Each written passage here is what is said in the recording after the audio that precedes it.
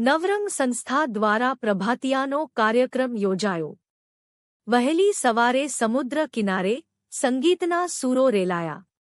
નવરંગ સાહિત્ય સંગીત કલા પ્રતિષ્ઠાન પોરબંદર દ્વારા આપણી વિસરાતી જતી સંસ્કૃતિના જતન માટે વહેલી સવારે 6:30 વાગ્યે ચોપાટી ખાતે દરિયા કિનારે પ્રભાતિયાનો ભવ્ય કાર્યક્રમ યોજવામાં આવ્યો હતો।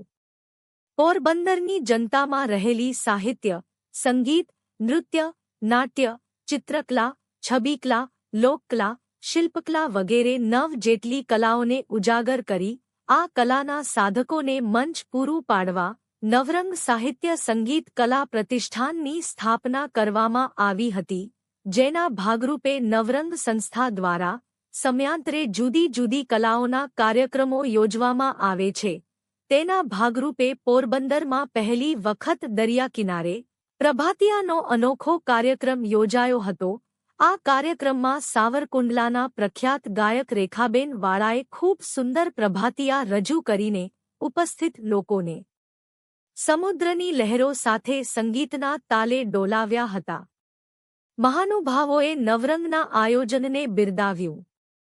વહેલી સવારે પ્રભાતિયા કાર્યક્રમમાં ઉપસ્થિત રહેલા doctor Sureshbhai Gandhi, doctor Kamal Mehta, doctor Yogesh Soni, doctor Kamlesh Sadani, doctor Urvish Malkan, doctor Sanad Joshi, doctor Sanjay Modha, JCI ઇન્ડિયાના ખજાનચી બિરાજ કોટેચા, રોટરી પ્રમુખ દિવ્યેશ સોઢા, રેડક્રોસ સેક્રેટરી અકબર સોઠિયા વગેરે મહાનુભાવોએ કાર્યક્રમના અંત સુધી ખૂબ જ મોટી સંખ્યામાં ઉપસ્થિત રહીને દરિયા કિનારે પોરબંદરમાં પહેલી વખત નવરંગ દ્વારા આયોજિત આ અનોખા કાર્યક્રમના સુંદર આયોજન માટે નવરંગની સમગ્ર ટીમને અભિનંદન આપી બિરદાવ્યા હતા।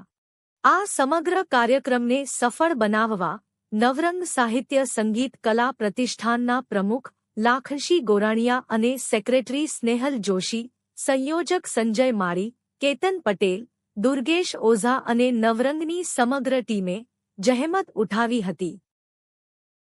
સાહિત્ય સંગીત કલા પ્રતિષ્ઠાન પોરબંદર દ્વારા ચોપાટી દરિયા કિનારે કદાચ પોરબંદરમાં પહેલી વખત પ્રભાતિયાનો કાર્યક્રમ વહેલી સવારે 6:30 વાગ્યે યોજવામાં આવ્યો હતો। પ્રભાતિયા એ આપણી વિસરાતી જતી સંસ્કૃતિ છે। રાતના સમયે ખૂબ મોડે સુધી કાર્યક્રમો અને ડાયરાઓ અને બીજા અન્ય સંગીતના કાર્યક્રમો ચાલતા હોય છે, પરંતુ વહેલી સવારના પ્રભાતિયા એ હવે આપણને ક્યાંય સાંભળવા મળતા નથી।